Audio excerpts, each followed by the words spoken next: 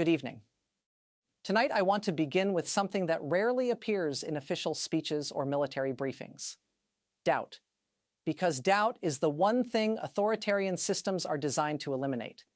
They eliminate it through hierarchy, through loyalty tests, through punishment, through fear, through repetition. Over time, doubt disappears, and when doubt disappears, mistakes multiply.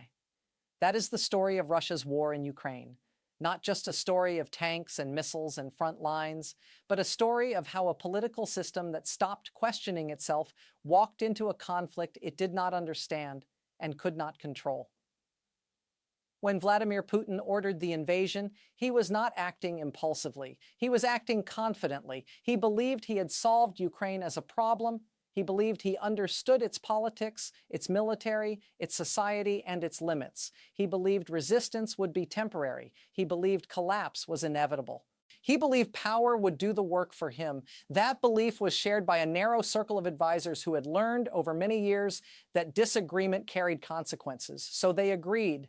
They agreed with flawed intelligence. They agreed with optimistic projections. They agreed with unrealistic timelines. They agreed with distorted assessments. They agreed because agreement was safer than honesty. And that is how wars are born inside closed systems. In the months before the invasion, Russian state media prepared the narrative. Ukraine was portrayed as illegitimate, its leaders were depicted as puppets, its society was framed as divided, its military was dismissed as weak. This messaging was not only for the public, it was for the leadership. It reinforced internal certainty. It created an echo chamber. When troops crossed the border, they carried that certainty with them. Many believed they would be welcomed. Many believed they would not fight. Many believed the mission would be short. Many were wrong. Within days, the invasion encountered organized resistance. Ukrainian command structures held. Communications functioned. Civil defense networks activated. Local authorities coordinated evacuations and supply distribution. The state did not fracture. Instead, it mobilized. And that changed everything. Russia's strategy relied on political collapse more than military victory. The goal was to destabilize leadership, frighten society, and force rapid negotiations. But without collapse, the strategy had nothing to lean on. The war became real, and Russia was not prepared for a real war. The first weakness was logistics. Russian units advanced without secure supply corridors. Fuel shortages appeared early. Food deliveries faltered. Spare parts were delayed. Maintenance teams were overwhelmed. Ukrainian forces targeted these vulnerabilities methodically, not by confronting tanks head-on, by isolating them. A tank without fuel is a monument. A vehicle without parts is scrap. A unit without food is demoralized. Russia lost mobility. Then came communication failures. Units lacked encrypted systems. Orders were delayed. Conflicting commands circulated. Officers improvised. Ukrainian intelligence intercepted transmissions. Mistakes became predictable. Predictable mistakes become targets. Losses mounted. But inside Moscow, those losses were filtered. Reports were softened, numbers adjusted, failures reframed. No one wanted to deliver bad news because bad news carried risk. And so the leadership operated on a distorted picture of the battlefield. This is one of the most dangerous dynamics in politics. When leaders stop receiving accurate information, they stop making rational decisions. They begin managing illusions. By mid-2022, it was clear the war would not end quickly.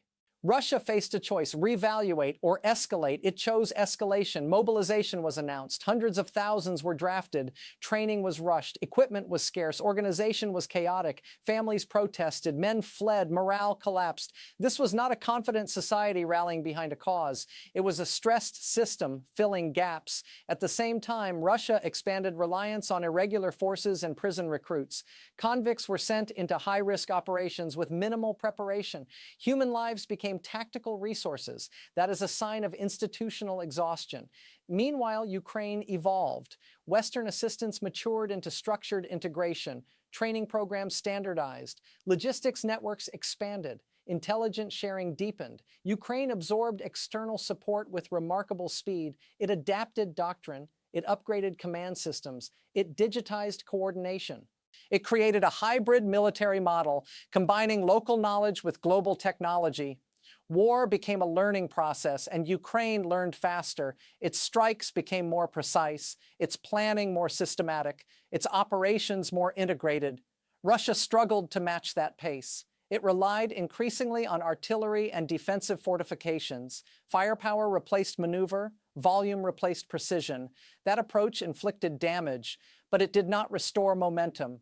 Economically, the war reshaped Russia. Sanctions restricted imports, capital fled, innovation slowed, defense spending ballooned, civilian industries declined, the economy survived. But survival is not growth. It became narrower, more militarized, more dependent on state control.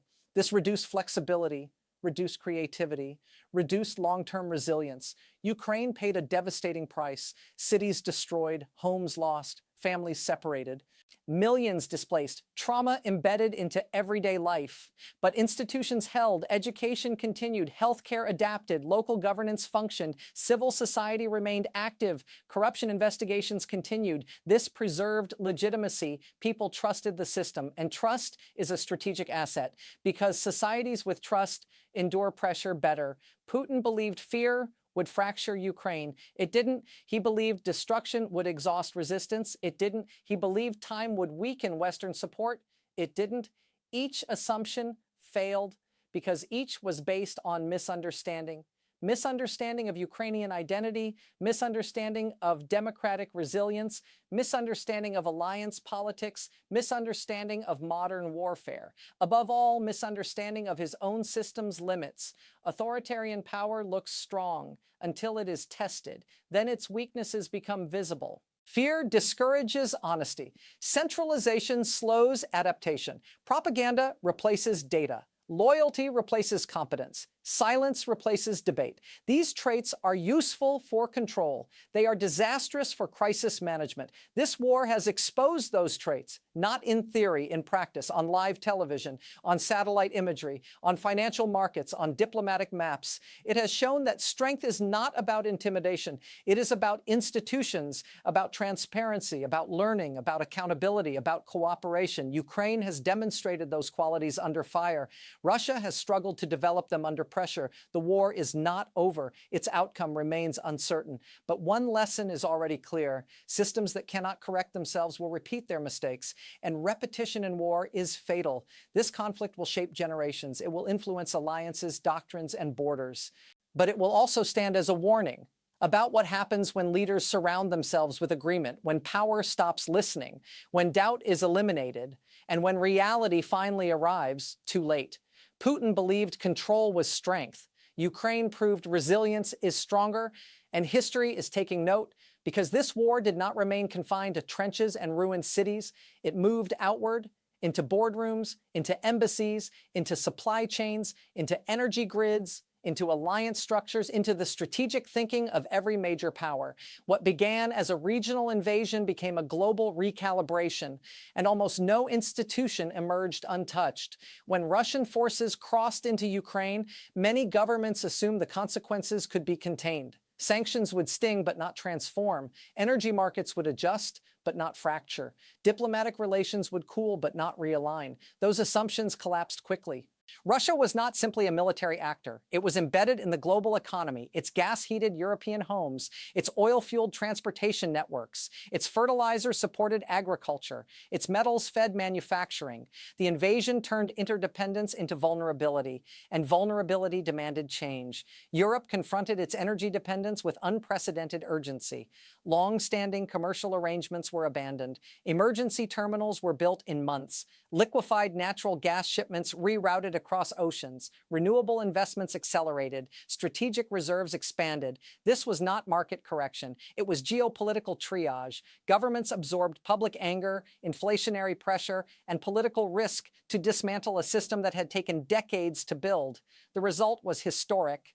Within 2 years, Russia's central position in European energy markets had been dismantled. Its leverage evaporated, its revenues declined, its influence narrowed. A pillar of Russian power had been removed. Financial systems followed. Sanctions severed Russian banks from international networks. Reserves were frozen. Technology exports restricted. Insurance markets withdrew. Global finance, once assumed to be politically neutral, became a strategic weapon. This changed everything.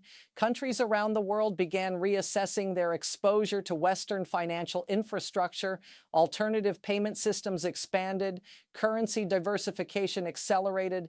Economic security became national security. The war fractured globalization. Efficiency was replaced by resilience, speed by redundancy, cost by control. Supply chains were redesigned with security in mind. Semiconductor production was reshored. Critical minerals were stockpiled. Strategic industries received subsidies. Economic interdependence was no longer assumed to be stabilizing. It was treated as a risk. NATO underwent a parallel transformation. Before 2022, the alliance struggled with internal divisions and uncertain purpose. Defense spending lagged, political consensus was fragile, strategic debates were slow. After the invasion, hesitation vanished. Military budgets increased across Europe. Troop deployments expanded, infrastructure upgraded, command structures modernized. Most symbolically, traditionally neutral states recalculated. Finland and Sweden sought membership. Russia's attempt to restrict NATO had strengthened it. Deterrence regained credibility. Collective defense regained urgency. For Eastern Europe, the war confirmed long-held fears. Poland, the Baltic states, Romania, and others accelerated rearmament. Missile defenses expanded. Forward bases strengthened. Logistics corridors reinforced. The frontier hardened. Across the Atlantic, the United States adjusted its strategic priorities. Ukraine became central to American foreign policy. Arms production increased. Defense industrial capacity revived.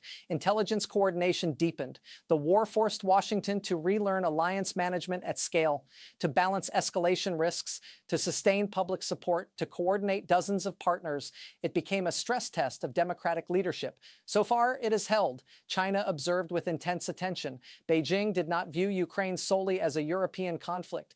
It saw a case study in modern power politics. How effective are sanctions? How durable are alliances? How resilient is a smaller state? How far will democracies go? What escalation is tolerated? Every aspect of the war informed Chinese strategic thinking, especially regarding Taiwan. The conflict reinforced caution. It demonstrated the economic and diplomatic costs of military aggression. It showed the strength of coordinated resistance. It complicated assumptions about rapid victories. In the Middle East, balances shifted. Russia's focus on Ukraine reduced its regional leverage. Iran expanded cooperation with Moscow. Arms technology flowed between conflicts. Drone warfare proliferated. The war interconnected security theaters. Africa felt indirect but serious effects. Grain exports were disrupted.